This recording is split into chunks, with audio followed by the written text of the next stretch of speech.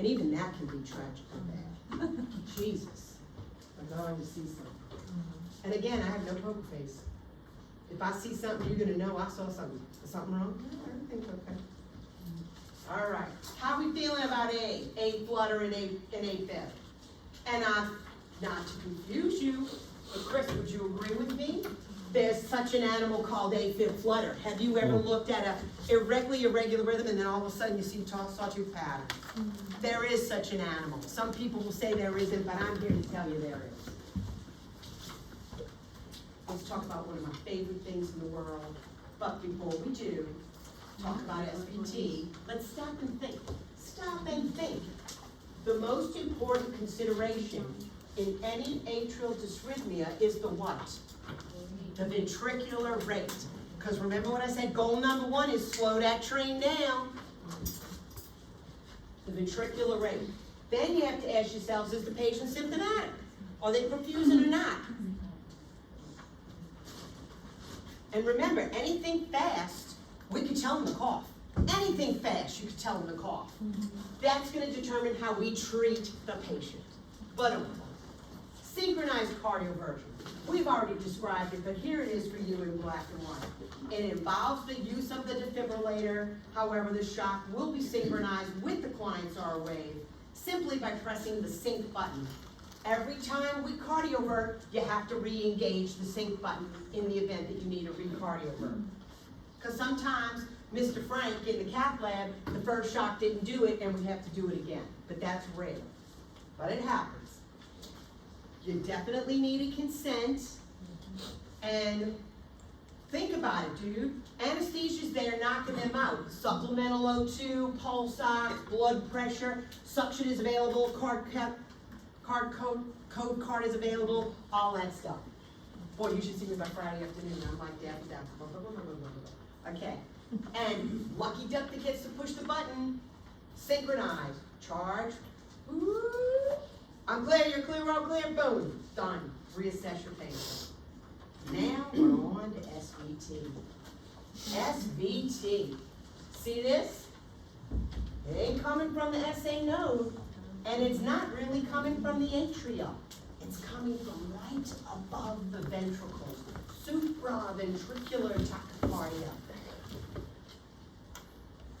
Not on your test, but in the old days, we always called this, and some of you may have read a chart and seen this, AV reentry tachycardia. AV nodal reentry tachycardia. It's like you have an impulse there and it gets stuck in a revolving door, and honey, I'm talking fast. I ain't talking 160, I'm talking 280. You think they're gonna be symptomatic with a heart rate of 280? Oh yes, indeed. They used to call that atrial tachycardia too? You could. It's a type of. I just remember something. It could be, but you know what? It could be. But you know what, Chris? I'd rather you think supraventricular. Yeah. But hey, in Chris's defense, if we were in a court of law, he would say, well, the atria is above the ventricles, so atrial tach is a form of SVT because it's coming from above the ventricles. When you have V-tach, you're going to have wide QRSs. Why? Because we don't have the running head start from above here, guys. Down that common bundle and whoosh, real skinny. In a timely fashion. Oh, it started over here, it's going to take a while, all the way over there, and that's why the QRS is wrong. And the T wave is always oppositely deflected. And little Dakota, it can be upside down, downwardly deflated, or upwardly, not deflated, deflected. You know what I mean? Okay. All right. Let's look at these examples. 6-second strips. Kelly number one. Heart rate, 1, 2, 3, 4, 5, 6, 7, 8, 9, 10, 11, 12, 13, 14, 15, 16, 17, 18, 180. It's pretty fast. It's pretty fast. Any fast rhythm, when I'm walking, now how will I know this happened? Well, the high rate alarm sounded, because we're good RNs, and when we put somebody on the monitor, white right, black left, smoke over fire, red, green, brown.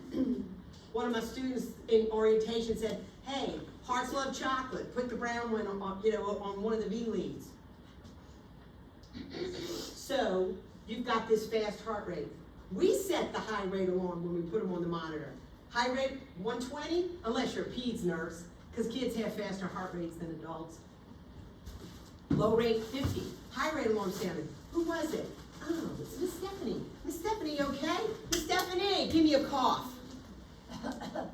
Good try, darling, good try. Maybe it worked and maybe it didn't, but I could do that first for SVT because it's a fast rhythm. Then I'm gonna lay my hands on the patient. Warm and dry, assess with your bare hands. Warm and dry, good. Cold and clammy, bad. Remember that. Warm and dry, pressure's okay. When you have a fast rhythm and they have a pulse, then you're at a fork in the road. Do we have time for meds, or do we need a bing, bing, bada bing with electricity? How you like that? Is that a good way to think of it? You're at a fork in the road. If we've got time for meds, what's the med gonna be? Adenosine, 6 milligrams. And yes, Chris and I know in the old days it was 6, 12, and 12, but they changed it. Chris, it's like, what? You changed it again? You're killing me, you're killing me. I gotta keep changing my hand out. So 6 milligrams of adenosine. Educate your patient. Guess what? Adenosine causes temporary asystole. You don't say, now listen, this medication is going to make your heartbeat stop. Don't say that. Say, listen, if you get a little lightheaded, no worries, I'm right here. You push it. Oh my God, oh my God, oh my God. Boom. Know that there's always people around you for help. So that is SVT. If I am not crazy symptomatic, like about to go out on you, then I can go with the med that the doc will order. They would order adenosine 6 milligrams. If that was not successful, only a second dose at 12 milligrams, and that's all she wrote. If the adenosine 6 and 12 didn't work for you, the doc's gonna go to something else. Maybe DIG, maybe a beta blocker, maybe something else. I'm not a cardiologist and neither are you, not yet. All right, now this one, I love this picture. PSVT, what's that P stand for? Paroxysmal, suddenly started, suddenly stopped. You know all the different methods to calculate your heart rate? And is Brandy Serio in this group? No, she's in my afternoon group. I'm gonna ask her if she'll do the Google Drive thing again and post this 2-hour lecture. I'm gonna see, I don't know. All right. You know you can record, you know you can share it. Check it out. 6-second strip Kelly, number 1. Heart rate, 1, 2, 3, 4, 5, 6, 7, 8, 9, 10, 11, 12, 13, 130. Well, that's not too bad. But if we look closer, and I do the large box method, 1 big box, now I'm kind of gauging it. 1 big box, 2 big box, 3 big box. Well, Doc, I gotta tell you, it went from a baseline heart rate of 100 to 150 on a dime. And I heard the high rate alarm, which cued me to go into the patient room, and I said, give me a cough, but before I even got to do that, hey, maybe I said cough and they broke out of it. You'll be feeling like a bad man at JAMA if that ever happens. You'll be thinking, I got the power. I got the power. So you're with me there? The cough worked, or they broke themselves out of it. But I could call the doc, and remember, before you call the doc, you've assessed the patient, you're sitting by the computer, you got your MAR and you got your labs. Because I'm telling you, Catherine Lowe's, the first thing he's going to say is, how's the patient look? Well, you know, the high rate alarm sounded, but they were asymptomatic, they're warm and dry, their pulses are good, their vitals are stable. What meds are they on? Well, I got the MAR right here. What are the labs? Well, I got the labs right here. He's going to say, man, that Catherine knows what they're doing. I like her. Because I've called a doc and they said, how's the patient looking? I'm like, I didn't go check him. And he was like, you think that might be a good idea to go do that? I'm like, yeah, we probably would. That was 1983. It was a long time ago. Not gonna make that mistake twice. It's very rapid, very rapid. Rhythm's regular. P wave's hard to see, you can't measure the PR interval. It's so doggone fast, you can't even see the PR interval. QRS is way skinny. QT, if you can see it, I mean, the faster the rhythm, the shorter the QT. Causes, could be a PAC, alcohol, all kinds of stuff. You know, common in young athletes.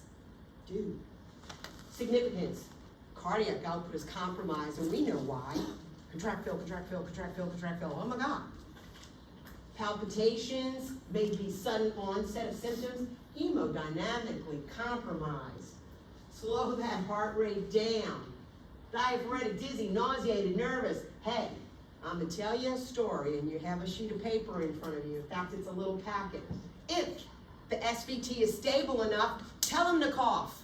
Tell them to cough. Do that bagel. Can nurses do carotid massage? No. Heck no.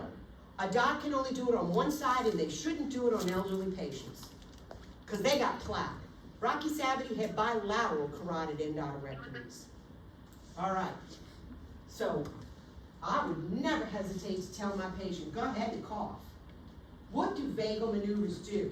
They stimulate the baroreceptors, which stimulates the vagus nerve, which releases acetylcholine, which slows the conduction through the AV node. And atropine does exactly the opposite of that.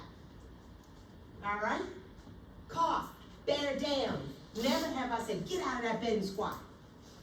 Never have I said, put your face in this ice cold bucket of water. It would take me too long to get an ice cold bucket of water in the unit. All right, adenosine, 6 milligrams. That doesn't work. The doc may order the 12 milligrams, and that's all she wrote. But the SVT is unstable. The electricity works faster than meds. Hello, hello. Multifunction pads. Read your story. This is the story, the page that I gave you. True story. My student, Hannah Cunningham, 3 years ago now probably, was in the ER. I just happened to be with her at that moment. And it was a beautiful 28-year-old, very petite Asian female who had an episode of this 2 years before. And her heart rate was fast. And she said these 3 things. I don't feel good. My chest is tight. I can't breathe. Was she symptomatic? I have goosebumps just thinking about it. And so the nurse was proceeding to put the multifunction pads on her. And luckily, by the grace of God, this young lady retched like she was gonna vomit. She retched, Hannah retched, I retched, and Hannah and I just kind of holding each other's hands, and she broke her rhythm. 40, 50, 60, 70. I feel better. I'm like, that's good. Are you okay? No, I'm not. Let's go get a cocktail. You know, I'm kidding. We didn't do that. You're with me? You're with me? Now look at your story. Let's look at our story. Does everybody have one of these? And by all, let me explain. You're gonna be taking boards. You are gonna graduate in December, and you're gonna schedule yourself for the NCLEX. And you heard about the next gen, and the semesters past, they've been kind of introducing you to stuff. This isn't rocket science. This isn't anything new. This is the nursing process. The premise is they want you to think. They want you to assess the situation. They want you to recognize cues, analyze cues, prioritize hypothesis, generate solutions, take action, and evaluate outcomes. So, take it away. The ER department nurse, 28-year-old female, admitted with complaints of a racing heart, not feeling well, and chest tightness. 12 leads depicts a narrow complex tachycardia. Hey, do you agree with me that a narrow complex tachycardia is a skinny QRS? And would you agree with me that a wide complex tachycardia came from the ventricles? Hold that thought. All right. Similar episode 2 years before. It's not a first rodeo. My chest is tight. I don't feel well. I can't breathe. Upon physical assessment, the nurse observes, highlight the things that are immediate concern to you. You will have questions like this on NCLEX. Are we worried that she's a 28-year-old female? No. That she's 5', 206 pounds? In my dreams, no. Skin cool and cool. I was never petite. I always wanted to be petite. And I always wanted blue eyes, but snap. 0 for 2. All right. Cool and clammy. I'd give that one a check mark. Skin color pale. Hello. Heart rate on the bedside monitor, 264. Hello. Manual BP 88/60. Yep. +1 pulses. I don't like that too much. I'd give that a check. Cap refill is greater than 3 seconds. That ain't good. Breath sounds are clear. Well, thank God for small favors, huh? Don't check that one. Respiratory rate's 24. I'm not too worried about that. O2 sats are 94% on room air. Okay, we didn't have to slap O2 on her, guys. She didn't need it. Critically think. Sodium level, gotta know your normal levels. Normal sodium's 135 to 145. This is out of range, highlighted. But look at that potassium. Normal potassium's 3.5 to 5. 3.9, she gets a pass. Turn the page. Now, the old drag and drop clothes. And this isn't anything rocket science, but look how much you know. So, to the fact that, oh, this is easy, Ms. Carrington. The client is at greatest risk for developing what and what from these choices. She's in SVT. Is she at risk for developing VFib? No. Is she at risk for developing impaired cardiac output? Yes. Hello. Yes. Is she at risk for developing pulmonary edema? Not really. No. Asystole?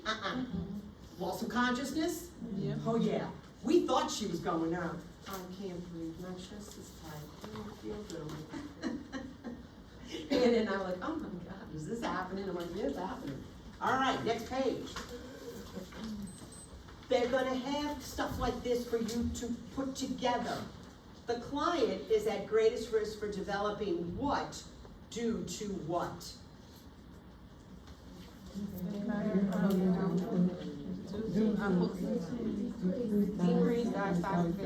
Exactly. Amen. 100% got it right.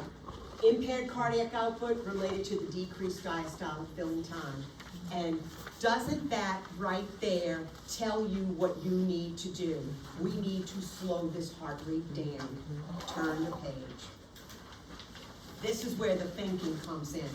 What one will you pick and which ones won't you pick? And this was my first attempt at doing a table, and I had these extra lines and I didn't know how to get rid of them, so I just kept them as, here's a little extra something, don't you think? You know, kind of like Ella Woods with her pink resume that scented. All right. Think about what we know about this lady before you answer this first one. Should we raise, she said, I can't breathe. Should we raise the head of her bed? She says yes. Who says no? I say no. Why did I say no? Because my blood pressure's down the toilet. Girl was stuck between a rock and a hard place. Chris, have you ever felt like you were stuck between a rock and a hard All the place? time. That's why they drive fast. We get to the ER, I'm getting rid of this patient. I have enough stress in my life. All right, I wouldn't pick raise the head of the bed. They're not stable enough. You're gonna learn next week from me that all vented patients should incorporate that protocol, ventilator-acquired pneumonia, raise the head of the bed at 30 degrees, unless they're hypotensive. Hold that thought for next week. Monitor ECG continuously? Oh, Yes. heck yeah. Instruct the patient to cough? Yeah. We could try, Stephanie, but let me tell you something. That little lady, I can't breathe. My chest is tight. I don't feel good. Go ahead and cough, ma'am. That ain't gonna work. You get an F for effort for coughing. That was not good. But we can try it. Nurse, perform carotid massage? Never. Place the code cart beside the patient's bed? Oh, yes. Apply multifunction pads? Yes, sirree. Prepare to administer adenosine. We're at a fork in the road, guys. Do we have time for medicine? I wouldn't bite for the adenosine in this situation. I bid for the adenosine when this young lady was in SVT and she wasn't that symptomatic. Remember, you're at a fork in the road. Crazy symptomatic gets cardioverted. Crazy symptomatic needs electricity. So you wouldn't fight for the adenosine. Would you obtain a consent for cardioversion? Yes. You would certainly try. Now, if she's too out of it, if there's a significant other, get it from them. 2 docs could say we're doing it, she needs it. Prepare to defibrillate? No. This isn't VFib, or pulseless VTAC, or even torsade. Synchronized shock with the R-wave? You bet. Select the joules as ordered by the doc? Yes, sirree. And prior to discharge, I'm clear, you're clear, we're all clear. I believe that you will see scenarios like this on boards. You got this. How many of you totally understood this? Look how much you know. Look how far you've come. Level 1, oxygenation. This is the nasal cannula. Level 4, acute life-threatening. Honey, you can't breathe on your own. Tubes and let's get them on the mat. Welcome to Acute Life Thread. That's an extra one. All right. All right. I love this. Very exciting. Let's bring it on home, guys. Ventricula's gonna go pretty quick. And I swear, I went home last Friday and I sat at my computer for an hour and I beefed up my handout. So don't use any of my old handouts. They're null and void. I've changed stuff. I've added stuff. All right. Okay. 6-second strip, Kelly, number 1. What is my heart rate? And don't worry about that little notched QRS. It's just a little impartial bundle branch block. Incomplete because it's not wide. Don't worry about it. There's just a little block in one of the bundles. And brick wall. Got a little notch. 1, 2, 3, 4, 5, 6, 7, 8. 80. Fine. Patient feels fine. They don't even know that little PVC just happened. I do have a regular rhythm for the most part. I see a uniform P wave. It's kind of pointy, but it is uniform each time. This is a sinus rhythm with a unifocal PVC. It's one PVC. In this case, it is downwardly deflected. Commit this to memory. This is a ventricular beat. The QRS is wide and bizarre with the T wave oppositely deflected. It will not have a P wave in front of it. Tell me why, Kirsten.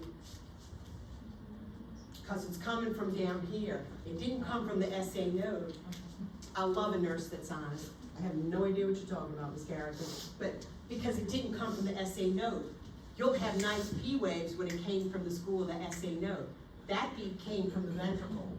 Why did it come from the ventricle? I'll tell you why. One word starts with an E and it's got 4 syllables. Electrolytes. I'm saying, what's his K? I'm a hot potato. What's his K? What's his mag? I'm gonna check that too. Magnesium, forgotten electrolyte. Don't forget the magnesium. Don't do it. Bad. Unifocal PVC, caffeine. Honey, you'd be amazed what caffeine can do to you. It's crazy, crazy, crazy, crazy. All right, unifocal PVC, I'm checking their electrolytes, but that's just me. Patterns, I'm not too worried about some patterns. 2 PVCs in a row is a couplet. 3 PVCs in a row is a what? It's a 3-beat runner beat tack. It ain't a triplet. If every other beat was a PVC, it would be ventricular bigeminy. It's a pattern. I'm really not worried about patterns. If every 3rd beat was a PVC, it would be ventricular trigeminy. If every 4th beat, we saw this yesterday in clinical. Dakota. Every 4th beat was a PVC. How was your patient's perfusion assessment? Fine, fine. They had just come back from what? Cardiac cath lab, where this previous cabbage patient, so it's a known coronary artery disease patient, came in for more chest pain, went to the cardiac cath lab, didn't run because it was a STEMI, it was a non-STEMI, so we went the next day, and sure, and the man was on Tridil, he was on heparin, and this is perfusion too, but still, and he had a bad headache from the Tridil, by the way, he got a stent to his vein graft, to his LAD, and this was reperfusion arrhythmias. When you start to see some ventricular activity after we've reperfused you, it's like, woo, the ventricles are excited. I'm so excited. Because I'm perfusing again. And like, sir, I don't know if he was smoking, but I don't know why a cabbage patient would have to come back for a re-occluded vein graft. You only have to give me a bypass one time for me to find religion. You know what I mean? I know, it's hard. I still buy Blue Bell. When I'm weak, I'm like, I'm stopping. I'm getting some Blue Bell. Or I'm getting Ben and Jerry's. I'm getting the real thing. I'm not even, but Dave Garrison, man, he'll go for the frozen yogurt. I'm like, really? Really, Dave? All right. Remember how I said that QT interval? I don't like it stretching out because the downslope of that T wave is vulnerable. Big PVC hits you there. That's V-fib. That's ugly. And in fact, that kind of looks like torsade. I'll show you what that means in just a second. In clinical, print your strips out at 8-ish, noonish, 4-ish, and measure your PR, your QRS, and your QT interval. A good nurse looks at the trend and will communicate. And before you make the call, go in and get a good assessment of your patient, have your MR, have your labs ready to rock and roll. There's a couplet, the 2 PVCs in a row, but below that is a rhythm that you need to know. Monomorphic V-tach, kind of pretty. That's a 6-second strip. Count the pointy points. 1, 2, 3, 4, 5, 6, 7, 8, 9, 10, 11, 12, 13, 14, 15, 16, 17, 18, 180. It's fast. That's wide QRS complex. That came from down here. It came from down here. What is going on? Electrolytes, hypokalemia, hyperkalemia, what is going on? The rhythm is very regular in monomorphic V-tach. There are no P waves. There's no PR to measure. My QRS is wider than 0.12. I measure my QRS from right there. All you need to know is wider than 0.12, babe. I don't even really know where to measure the QT from, so I'm never gonna ask you, measure this QT interval. I'm not gonna ask you that. Significance, check for a pulse. You could have a patient in V-tach, let's pick on our birthday girl, Christina. V-tach door number 1, because you're the birthday girl. I'm not gonna make you V-tach door number 3, that would just be mean. All right, V-tach door number 1. First off, the high rate alarm sounded. Who sets the high rate alarm? You and I. There's no alarm fairies that are gonna set the alarms. You and I set the alarms. High rate alarm sounded, which cued me to look at the monitor. V-tach 180. Miss Bodie. I was calling her Brodish because it's Bodie, Miss Garrison. Miss Bodie, you all right?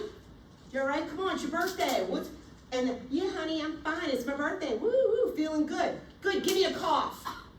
All right. Well, okay.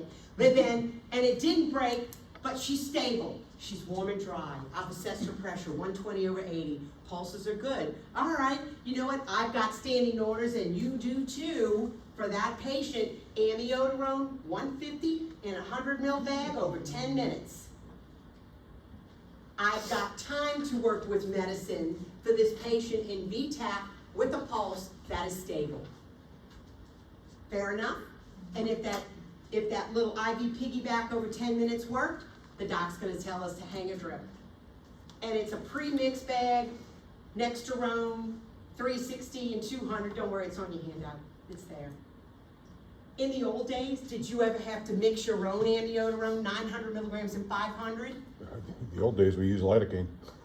In the old, listen, I love lidocaine. Bertillon. I grew up on lidocaine, but in the year 2000, lidocaine was kind of replaced by amiodarone. I'm like, why are you doing this to me? I love lidocaine. Not that I have stock in lidocaine, but I wish I would've. All right. V-tach door number 1. You see your handout that I highlighted in yellow for you? Do I expect you to know V-tach door number 1, door number 2, and door number 3? You bet. Stable, give her the amiodarone, 150 and 100 mils over 10 minutes, but boom. All right. And she had a pulse and she was stable. All right. The most important consideration is, do they have a pulse? Then you ask yourself, are they stable? She was stable, I've got time for medicine. She needs something. I'm not just gonna not do anything. And remember, the first thing I did was say, give me a cough, birthday girl. All right, so picture this, and we just said that. This was me last Friday. The high rate alarm just sounded, which alerts the nurse to go in and assess the patient. As the RN walks into the patient's room, I see a patient and immediately go into action by doing the following. Cough. Hands on assess. Warm and dry, blood pressure stable, thank you, Jesus. Standing order, door number 1. Boom, boom. How you like my handout? You gonna keep it? You can sell this on the street and make some serious money. Door number 2. Oh, poor Miss Stephanie. The high rate alarm sounded, 180. Miss Stephanie, you're unstable, darling, I hate to tell you. Give me a cough. Oh, no. Okay, Miss Alma, get bourgeois. She needs to be cardioverted. It's VTAC. She's sort of awake. I'm still feeling a pulse. It's thready. She's cold and clammy. 80/60, unstable. Electricity works faster than meds. I need the cart. We're not coding her yet, but she needs the multifunction pads on. And a cardiologist, they're there in 30 seconds, and they will call the joules. They might say 50, 100, 200 joules. We're gonna synchronize that shock, and we're going to do what we do. Charge it up, boop, I'm clear, you're clear, we're all clear, boom. And then I bet you're gonna get some kind of antiarrhythmic drip. But you need electricity because you're unstable. Can we differentiate between door number 1 and door number 2? Catherine, you're door number 3.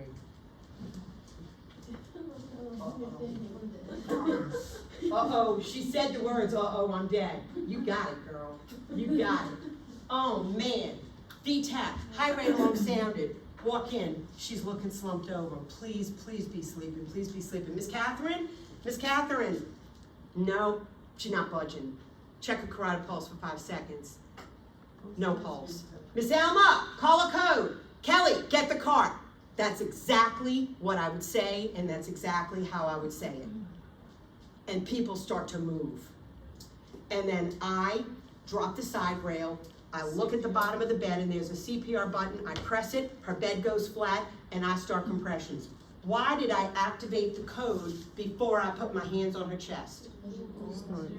Because I need help, and once I put my hands to start compressions on your chest, I can't leave you. So, first RN stays. Get help, discern, this is real, pulselessness, call a code, start compressions. Yeah, airway, breathing, circulation, it's lovely as you prioritize your nursing interventions, except when you're dead. When you're dead, you call a cab. Compressions, we'll worry about airway next. First RN stays, and I think that I've given you a nice code blue scenario. Let's take a look at Torsade first, and then let's code our patient. Why are we gonna do that, Ms. Garrettson? Because pulseless VTAC is treated like VFib, and Torsade, we're gonna treat it exactly the same way. We're gonna code them with the same scenario, and I expect you to know what to do. What is Torsade? First off, I'm not gonna show you this picture, but Torsade is real. It's a dead patient, no pulse, not breathing. Look at it. It's not monomorphic VTAC, it's polymorphic VTAC. It's twisting of the points, Torsade to points. It's big and it's little and it's big and it's little. And we can code them all the live long day, but honey, until we fix their magnesium, they're not gonna survive. What causes Torsade? A long QT interval. Shame on me if I'm the nurse that didn't call the doc to say the QT stretching out. Never be apologetic about calling the doc to alert them to something. All right. Magnesium and a long QT, my friends. Boom. Now there's your VFib. That is one ugly rhythm. One ugly rhythm. They're dead. Clinically dead. Shake and shout. I'm hoping they're just brushing their teeth, or I'm hoping they have a disconnected electrode. But they don't. They're dead. Oh my God. This is real. Miss Alma, call a code. Kelly, I need the cart. Side rail down. First RN stays. Where's the CPR button? Press it, bed goes flat. I start compressions. Deep and fast. Faster than 100, deeper than 2 inches. My crew comes in with the code card. All right, let's roll her over. Let's get the board underneath her. I'm still doing compressions while somebody puts the multifunction pads on. And then, is this a shockable rhythm? Yes. Defibrillate. We're ACLS in the unit. Some of you are here. 200 joules. Boop. I'm clear, you're clear, we're all clear. Boom. Get back on the chest. Are we synchronizing the shock? Ain't no R wave here to synchronize it with. If you press sync, the shock will never be delivered. That's a big problem. So we shocked once. Yeah, we shocked once. Resume CPR. By now I have help. So now you'll be my airway person. You've got the bag valve mask, ambu bag, and I'm gonna do 30 compressions to your 2 breaths. After 5 cycles of that, we will shock again. at 200 joules on the biphasic. The only time we're not compressing is when we're shocking. After the second shock, what's my first med? Epi. 1 milligram of epi. Push it fast and keep it coming every 3 to 5 minutes. During the course of the semester, your clinical group will go to the HPS lab with Ms. Trosclair and your clinical instructor, and you'll do a mock code. You will be the team leader. You'll be calling out the orders. You will be the recorder. You, poor darling, are doing compressions. Get me a stool. I'm a petite person. You'll be doing the meds. You're the airway. You get to defibrillate. Nurses. Pool of Victoria Morrissey has compressions. You start to see her poop out, help her out. Because we need, compressions is where it's at. All right, so we shocked once. We gave epi. No, after the second shock, we gave epi. And we're compressing, and we shock again. And we get back on that chest. Now we're ready for the antiarrhythmic. Now we need what? Amiodarone. But dead people get 300 IV push fast. This isn't the 150 in the mini bag over 10 minutes. In 10 minutes, they'll be in heaven. All right? So, if they were lucky like Woodrow, you know. Anyway, I told the joke at the beginning of the class. If you missed it, that's all right. Okay, we gave the 300 of amiodarone. Still didn't convert that rhythm, and we're compressing. Think about it, nurses. Where are we pushing these meds? In the patient's line. Did the nurse preceding you leave you a patent line? That's a good question. They should, and we should return the favor. What if it's a right IJ triple lumen, right subclavian triple lumen, left upper on PIC? You think those lumens could get occluded? Every lumen every time is a two-way street, is you should be able to flush and draw blood. And when you can't do that, you think, is this positional? Is it clamped? Is it kinked? Short of that, it's clotted. You fix that line before I come on and I will return the favor. Fair enough? True story, hospital, triple lumen catheter, fully occluded. VIP patient coded, had no access. Not okay. Intraosseous. Not the best. Not the best. All right. So, back to the V-fib. All right, we gave the amiodarone 300 and we're compressing. Let's shock again. All right, it's time for another epi. The recorder, that's a cool job. It's been 3 minutes since the last epi. Okay, we're gonna give another epi. We give it, and we're compressing, and we shock again. All right, we did the amio 300. Let's go with 150 now. Again, we're pushing this in. Dead people get the push, and we're compressing, and we shock again. It's time for another epi. Give the epi, and we're compressing, and we shock again. All right, if amio 300 and 150 didn't work for us, what we going to next, Chris? Lidocaine. Lidocaine. 1 milligram per kilogram. 70 kilogram is 1 to 1.5. So 70 kilogram in, 100 kilogram in, give them the whole thing. The whole cute little box. It's like the little color of a manila folder. And you open it up and it's got 2 little things. Pop up the yellow caps, twist it, squirt, squirt. And then all of a sudden, your patient converts to normal sinus rhythm. And somebody says, do they have a pulse? They got a pulse. What should we do? We should assess perfusion. How will we do that? You don't even need your stethoscope. Get the cuff, put it on their arm, and palpate the pressure. Crank it up to where the pulse disappears and slowly release it. I feel the pulse at 102. Whew.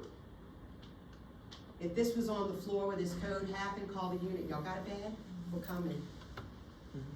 Meanwhile, back at the ranch, the team leader says, what was the last antiarrhythmic given? And the recorder will say, are you the recorder? It was lidocaine. And we're gonna hang the lidocaine drip. And how do we hang the drips? Well, I have it all written up for you because I'm very visual. There they are.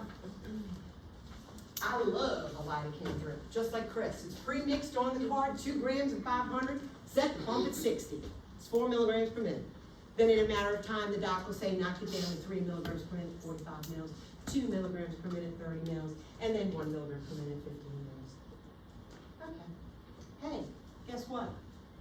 That patient that survived that V-fib is probably going home with not a pacemaker, but what? An implantable defibrillator goes in the same place. All implantable defibrillators have pacing capability. A pacemaker doesn't have shocking capability. My husband Dave, good buddy Eric, dropped dead, defib, survived, implantable defibrillator for 8 years. Doing great. How you like that? Ain't that crazy? An implantable defibrillator when you survive. Feels like a horse kicking you in your chest when it goes off, but that's the price you pay. That's the deal you accept when you get one of these. All right. And then an amiodarone drip. This is the concentration, and I've told my students this before, and I'll say it forevermore. When I, in CCU, see a pump that says 33.3 mils on the pump, I bet my house it's amiodarone. That's how certain I am. We haven't seen amiodarone yet over the last 2 weeks, but I'm hoping maybe we'll see it this week. Isn't that sad? I'm hoping somebody has some ventricular arrhythmias so we can see some good news. It's just sad. That's sad, Ms. Garrison. Hey, don't forget the family. You know what? Have a conversation with the people in your unit. What's our policy on family presence during the code? What would you think? How many of you would think it's a good idea to allow a family member to stay during a code? Raise your hands. How many of you think it's a bad idea? It depends. What if it was me? What if it's a daughter and there's a code and I'm with my father and there's a code blue called and there's a team that comes running and one of the team members is the family support provider, the chaplain or the social worker. And they know that I am dressed in street clothes and I'm kind of got a tear in my eye. They know I'm not the staff nurse. They come to me and they say, I'm the chaplain, or I'm Wendy, I'm Mr. Rocky's youngest, and sir, I'd like to stay. Kelly, charge nurse, the daughter's requested to stay. Dr. Dugan, what do you think? Sure, they can stand in the corner. That's an option. Many family members would not opt to want to stay. I'll tell you what, you ain't gonna shoo this girl out the room. I've loved my daddy my whole life. You've known him for 8 hours. You with me? The one thing you don't want to do is stay in that patient's family member right outside the store. You ever been to a code? Where's my two that came with me Wednesday afternoon? We heard code blue, ICU bed 18. Sorry, Tuesday people, I feel like I'm cheating on you. I know, I feel like I'm cheating on you. But then, we almost got there, they said cancel code blue 18. I'm like, oh, but we still went in. And it was still very exciting. And there was a lot of hustling and going around, wasn't there? Who was it? Which two was it? Yeah, it was you two. Darian and Stephanie. All right, what happened? Well, it was an anterior cervical fusion surgery that had just finished, and they had extubated the patient and rolled them into ICU 18 when they stopped breathing. Didn't lose a pulse, but they stopped breathing. So they gave anesthesia, they gave Narcan. They gave a second Narcan, still not breathing, they intubated. And it was still exciting to watch. But the one thing you wouldn't want to do, and there was no family there yet because they had just rolled into ICU, you don't want to stand right outside that door because that is hectic. That is chaos walking in and out. Oh man, they'll never make it. You know what I'm saying? Quiet, room, respect the family. How many of you have been in a code? Some, huh? Guess what? When you're the staff RN who identifies the patient that coded, what's your first name? Tori. Tori? That's a cute name, I love that name. Victoria? No, just Tori. I mean, I love it, I love it. The doc's gonna say, hey Tori, what happened? This Wendy Savity, senior nursing student, new grad, had they asked me that, I would have said, I don't remember, I don't know anything. I need you to get a good report, Tori. I need you to go in and assess your patient really well. Hold up, we're not moving just yet. You can go if you have to go, but I just want to show you one more thing. You with me? First RN, tag, you're in, babe. You better start talking. Now, the remainder will not be tested, but if you ever see asystole, check a second lead, because asystole and PEA are not shockable rhythms. We just went through the code sequence. Half the tricks up my sleeve are shock the patient. I got nothing. Asystole, I got a dead patient, start CPR. Of course, call the code, start CPR, give him some epi, and call a priest. Because that's it. That's all I got. Sure, we can explore the 5 H's and the 5 T's. Are they acidotic? Are they hypovolemic? Are they tension pneumo, cardiac tamponade? What the heck is going on? PEA, hey, that's a beautiful rhythm. Why do you look so dead? Because of the 5 H's and the 5 T's. Fix the 5 H's and the 5 T's and boom, boom, boom, boom. You got your rhythm back. Pacemaker rhythms are not on your thing. Oh, hey, here, look at this. We already said this. What are the 3 rhythms that we can defibrillate? V-fib, pulseless, V-tap, and torsade. Thank you very much. And last but not least, that's what pacemaker rhythms look like. I could have a pacemaker spike with a wide QRS behind it. Tell me, Kristen, where's it coming from, babe? Where's that wire? It's in the vent. But guess what? The way God made us was to have atrial and ventricular. So oftentimes a patient gets an AV sequential pacemaker. Thank you very much.